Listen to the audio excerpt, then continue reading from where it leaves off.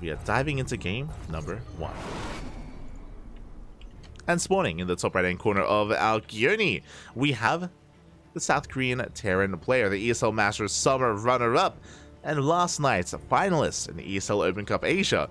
It is GuMiho.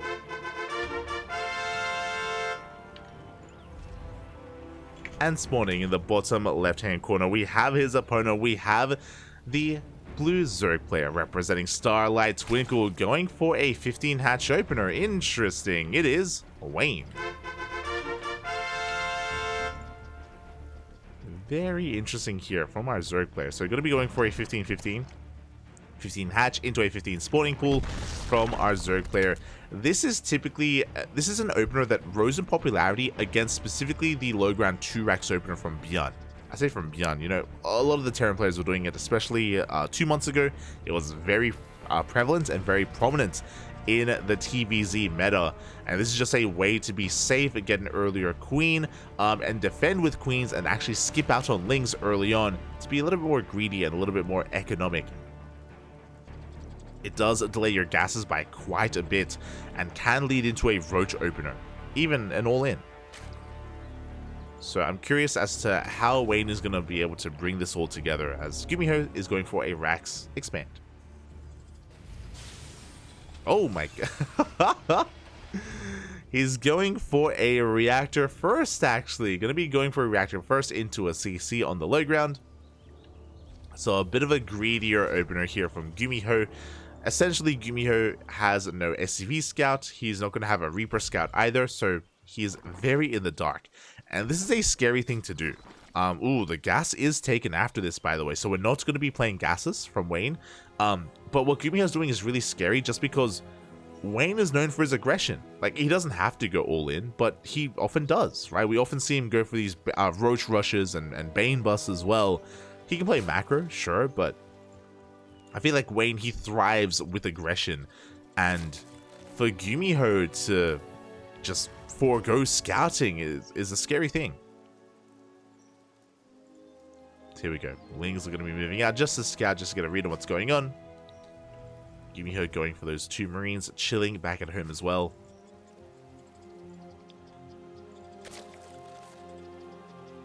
And again, Wayne, he may have gone into a later gas, but he is banking up gas here. Now at over 100, he doesn't pull out completely, and he hasn't gotten Ling speed. I'm curious if he just wanted his queens first, but we do have enough gas for it.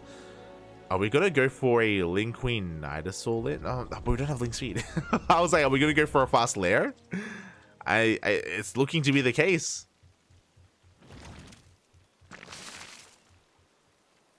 As for now, we are just focusing on droning on just saturation. And there it is. We're going into a fast lair. Second gas is being taken as well. Wayne, show us what you got. So, again, we won't have Ling speed for this. We do have a decent amount of queens. I'm not ruling out Nidus yet. But I'm not convinced. And there it is. It is not going to be a Nidus. It's going to be a Roach Warren here on 2 bases with this Roach speed. With this fast lair, we can go into fast Roach speed. Meanwhile, behind this, GuMiho is setting up for a Hellbat push. So this is going to be a very interesting dynamic. If GuMiho hits first, I believe Wayne should have the advantage. I'm pretty sure Wayne, he's going to be able to completely shut down the Hellbats, as well as any kind of bio army as well with these roaches. But the Roach Horn is still in production. We need a little bit more time, and GuMiho is not giving him that time. GuMiho, he's rushing across the map with everything he has. Roach Horn just now finishing up, but we need roaches up. We're droning. We need... there we go. We have 4 roaches in production. Are they going to arrive in time? Because GuMiho is here looking to knock down that front door. Third base has not been taken. Nidus is on the way, so it's going to be a Nidus Roach all in from Wayne. But can he survive long enough to actually make use of this? Overlord is going to go down, and that will supply block Wayne. If we go for it. We're going straight for the kill, though. The roaches, they take a lot of hits. But the queens, the concave is looking a little bit too good. And again, Wayne, he should be able to hold on. Up. The Hellbats, so they take down another queen. They get into the mineral line. They manage to get a couple of workers. But Wayne will hold. GuMiho, he does spot the Nidus, and the Nidus is on the way across the map. Boys are being pulled. Can we stop this Nidus from even getting up? I don't know if we can. Up. It's going to be close, and the Nidus will finish, but a couple of roaches. Only 2 make it out, and 2 is not going to be enough. Second Nidus on the way has been spotted by GuMiho once again. Oh, the one roach. Run, Pappy, run. Kiting his heart out. Additional roaches do come out. Nidus Worm is going to go down. Another Nidus gets thrown down in the main base. And Wayne is still pulling this off. There are Marauders. They are being zoned away from the bunker. We go towards the main base. The wall is a wall. As the other Nidus will finish up, and Wayne, he busts into the main base, gets on top of the Marauder, camping the production. And GuMiho forced to pull the boys, and he's going to lose so much here in the main. As Wayne evacuates. I feel like we could have kept going. I feel especially against Hellbats and Vikings with only one Marauder. I feel like we could have kept hiding, not going to lie. Yeah, interesting choice here from Wayne, but he does pull back. Okay. He does end up preserving his roaches at least. But now we have a Liberator. Now we have a bunker. Gonna try and rotate around. And Wayne is taking a third base behind this. He is droning. He's trying to transition. He's aware that he cannot break his opponent.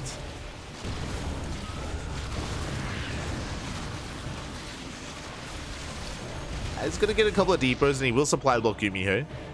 Gonna maybe try to bile down these Liberators or even the bunker. Oh, let's have to be careful.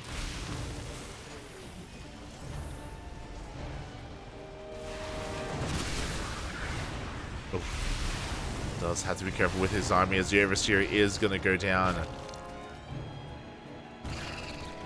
And again, Wayne, he's just kind of dancing here with this army, attempting to saturate his third base. And from this position, I would give the edge to GuMiho. GuMiho, he's up in workers. He is even in bases. He now has a third CC, soon to be on the way.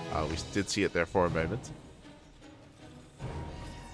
And GuMiho is looking secure. He scans ahead of time. He sees that the third base is on the way, but it's not even up and running for Wayne. There it is. There's a third CC for GuMiho as well.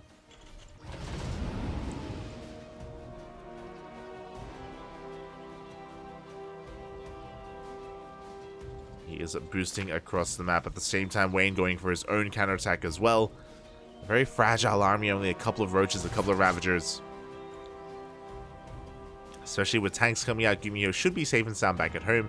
I appreciate that Wayne is working towards a burrow and tunneling claws. I do think that this is a good way to come back.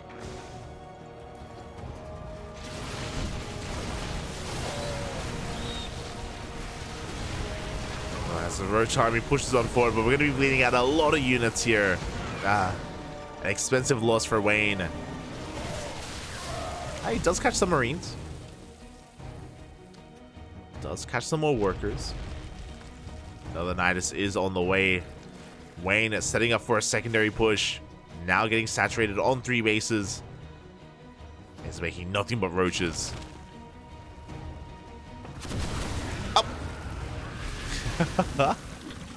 Wayne trying to be cheeky. Roaches are tunneling in towards the main base. Turrets on the way. GuMiho, he's aware something is wrong. Yeah, he scans ahead of time. Does catch some roaches. But 3 of them do make it into the mineral line. But we're still trying to push into a wall of tanks.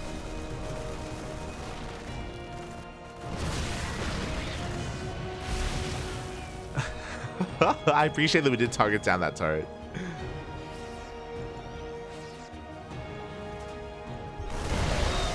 Oh, the scan even forcing some friendly fire.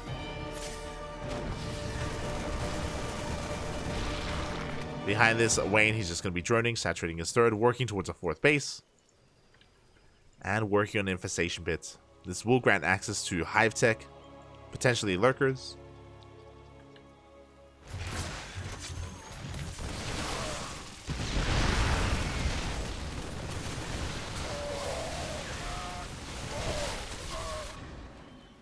As the Liberator is going to be dealt with. And again, I'm really curious to see what kind of direction Wayne does tech in with this infestation bit. Do we go into infestors for some fungal growths? Do we work towards a Hydra Den and lurkers? We could pivot away and go into Ling Bane.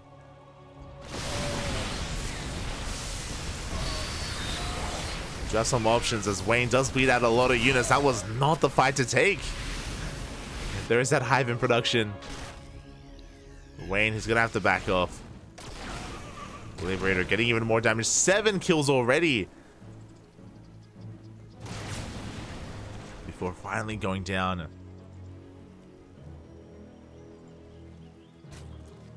Yeah, Wayne is still on the back foot. Like, he's working on a 4th base, yes, but GuMiho, he's now going to be able to main out over. He was heavily oversaturated here at his natural. Now he can take his 3rd. Immediately get it up and running. Infestors are on the way. They will help. But GuMiho is pushing in.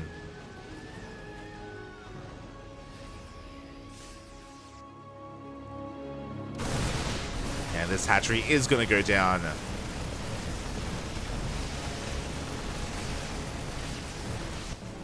Wayne just out of position. He can't quite engage, not against this kind of army. And GuMiho, he can just drop straight into the main base as well.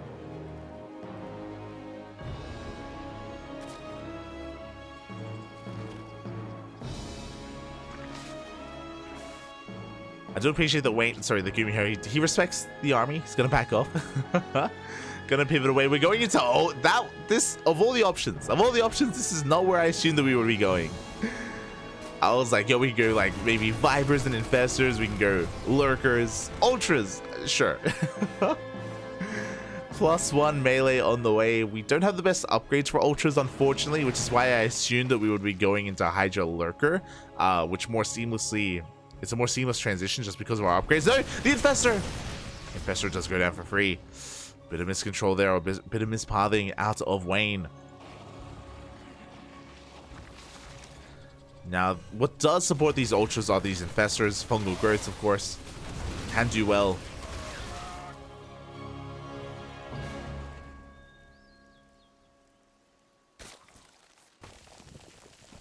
As so far that tech has not been spotted. Meanwhile, back at home, GuMiho is just chilling. He's got 2-2 about to kick in. Got a wall of tanks. 4th CC on the way. And GuMiho is getting a bit out of control.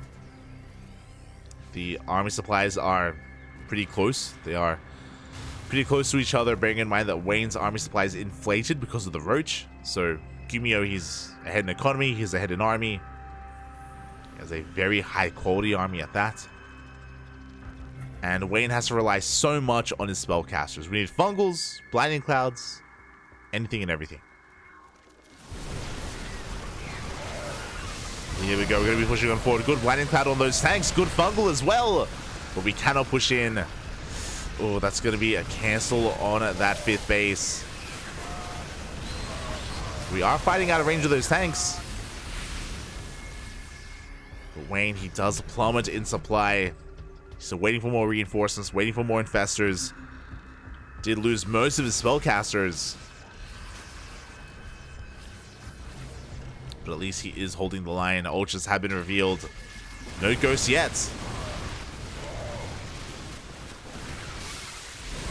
No ghosts as GuMiho, he does get caught unsieged. And he cannot fight this head on. He does have to pick up. He has to get the hell out of there. A good moment here for Wayne. He can keep on pushing. Could maybe even deny this base.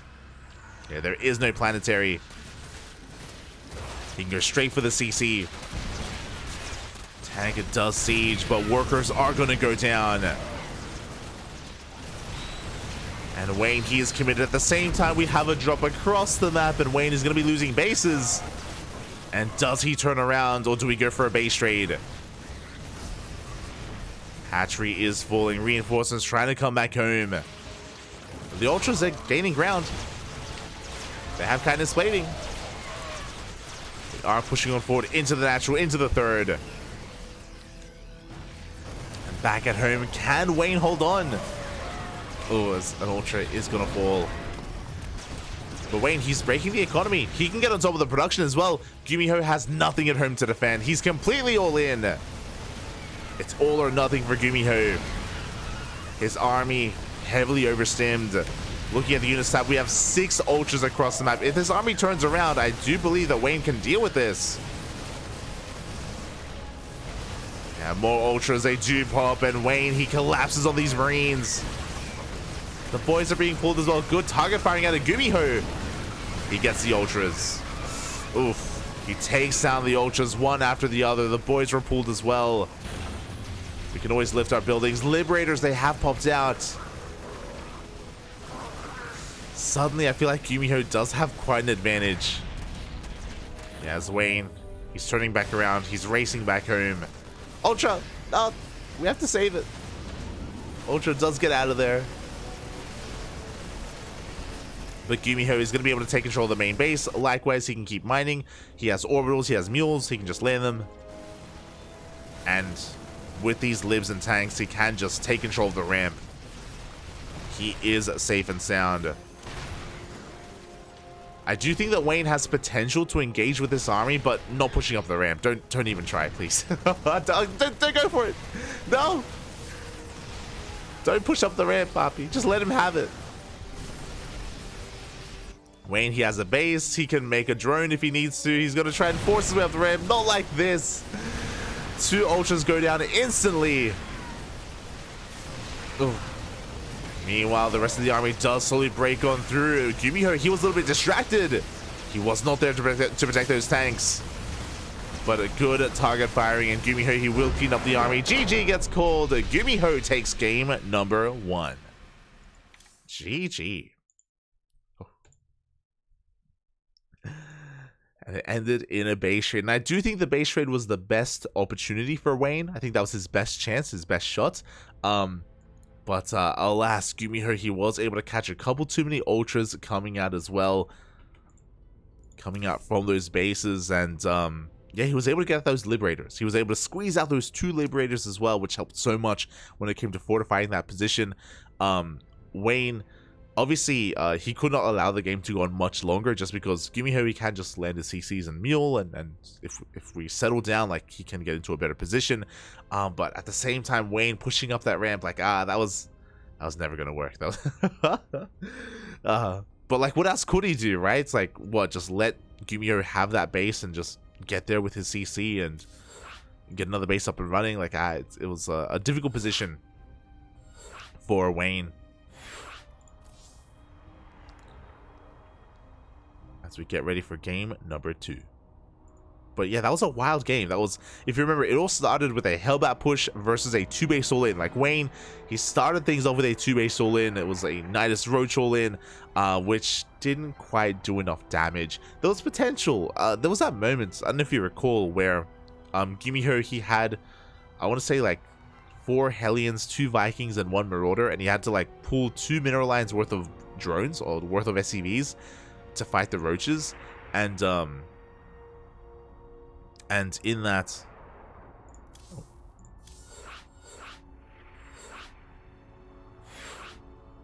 and in that moment, Wayne evacuated. He just left. And obviously, I don't think that he could have killed his opponent, but I feel like there was a lot of kiting potential there to get more economic damage done, to actually cripple the economy of GuMiho. Because after the dust settled, GuMiho, his work account was solid. Like, his economy was perfectly fine. His production was fine as well, and GuMiho did come out ahead after the early game. From that moment, it was an uphill battle for Wayne, and alas, he just could not keep up. Base trade was the best chance, the best opportunity, and he made it close. Did make it close in the end. But here we go. Spawning in the top left-hand corner of Site Delta, we have the red Zerg player representing Starlight Twinkle down in this series, but it's a best 3. We can come back. It is Wayne. And spawning in the bottom right-hand corner, we have his opponent. We have the blue Zerg player leading the series 1-0. It is GuMiho.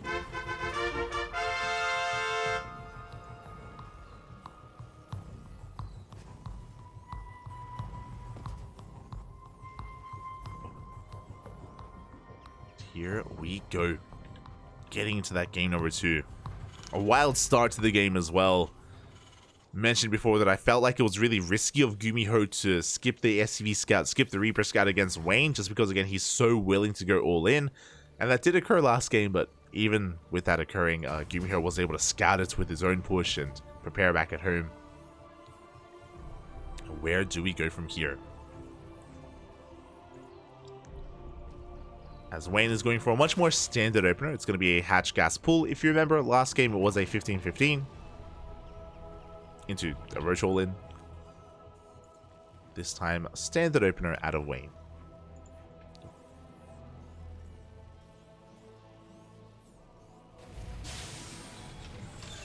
And for the second game in a row, GuMiho, he skips his SCV scout and he's going reactor first, no Reaper. Again, very risky move here from GuMiho. This does mean that GuMiho has zero scouting information. He has no idea what Wayne is up to. No idea what Wayne will do, at least in the early game. Wayne could try to capitalize on that, but based on what happened in the previous game, like it's difficult to justify that as well. Just because GuMiho was able to come out ahead. Last back at home, getting into our double marine production. Working towards our factory.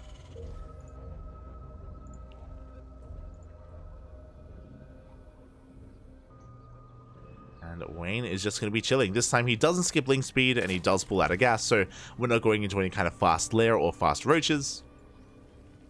It's looking normal, which I appreciate as well. Coming into the series, I did mention that Wayne, he is a very aggressive player and he does go all in whenever he can, but that doesn't mean that he can't play standard and he can't play macro, which is what I love about Wayne. Like, he's a very versatile player. He's very Dark-esque in that way, where Dark is also very aggressive and can be a little bit cheesy, but he doesn't have to rely on that by any means. It just makes him that much more of a threatening and unpredictable player. So this time, you know, hatch gas pull into a third base, into link speed. Everything as it should. GuMiho going for a very early move out. He did not, or he stayed on marine production for quite some time, and he's hunting down some overlords. Uh-oh, he's gonna find one. He may find two. We are looking to hunt down overlords back at home. GuMiho, he has Hellions popping out. Sway Ling counterattack won't do any damage. First overlord will fall down. This will supply block Wayne. Lings are moving in and the Hellions leave. Uh-oh. The Hellions do move out across that, which means SCVs are going to fall here in the natural. At the same time, GuMiho, he rushes up the ramp, going for the queens. Wayne has nothing back at home because of the supply block. He has no Lings. The boys, they have to be pulled into Hellions. Oh no. The drones, they're lining up one after the other. The Marines are going down, but the Hellions, they don't care. They go straight for the mineral line. 13 drones go down. GuMiho, he may have lost 4 SCVs, but that doesn't matter. 13 drones is insane. Almost an entire mineral line. And back at home, GuMiho has got Hellions to defend. He went into a 1-1-1. This is a very aggressive opener. Again, delayed 3rd TC. But with these Banshees, he's going to be safe against any kind of Roach counterattack. Speaking of... Oh, I thought I saw a Roach Warren, but there is no Roach Warren. Just Lings and Queens. Oh, and from here... GuMiho is going to be in a commanding position. He has Hellions for map control. He can move out. He can harass. Likewise, Banshees are going to hit the field as well. Spores are on the way. Wayne, he was able to scout. He was able to confirm that Cloak was being researched. So Wayne is reacting. Oh, meanwhile, GuMiho, instead of throwing down the 3rd TC, 2 more Raxes. This is very committed. Borderline all in. Committed, borderline all in here from GuMiho as he's just building up his forces. He knows that he got a lead. He knows that he crippled the economy. So this is more of a 1-2 punch, hoping to knock Wayne down while he is down. Knock him out while he's down. There we go. The Hellions and Banshees are moving out across them. He's going for the Queens, and he will get them. First Queen does go down. Not quite able to get on top of the second. The Hellions are getting surrounded by the Lings, but the Lings are being cleaned up. The Queen's being focused down as well, and GuMiho, he makes his way towards the 3rd base.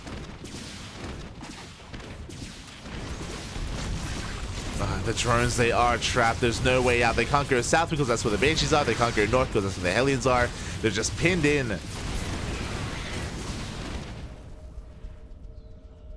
And behind this is the 2-base all-in. We have confirmation. It isn't just 3 Raxes, but we are getting up to 5 Raxes on 2 bases.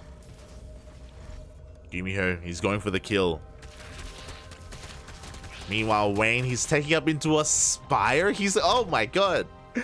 Spire Tech is a bold move. And if we were going into a longer game, it is a way to come back. That is true.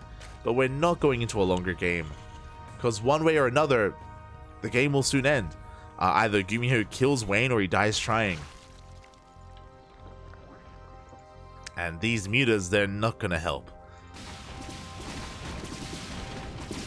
Again, Wayne, he wasn't able to get a follow-up scout. He wasn't able to confirm whether or not there was a third TC.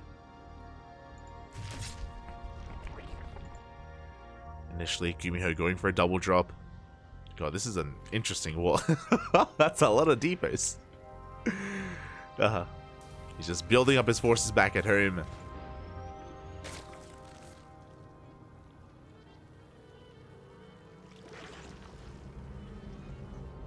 Building up his Marines and his tanks. And this is a brutal position as well. The Lings, they just can't engage. This base has to be forfeit. It will be cancelled.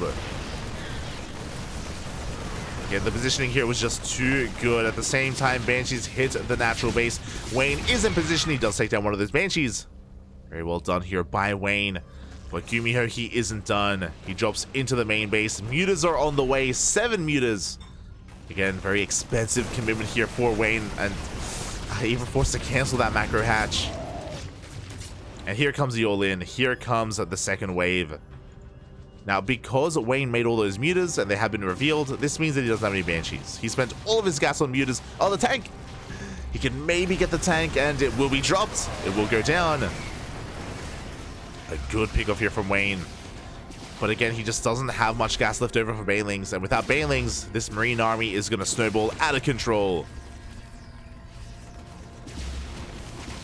As GuMiho, he just stims on forward. Wayne up against the wall.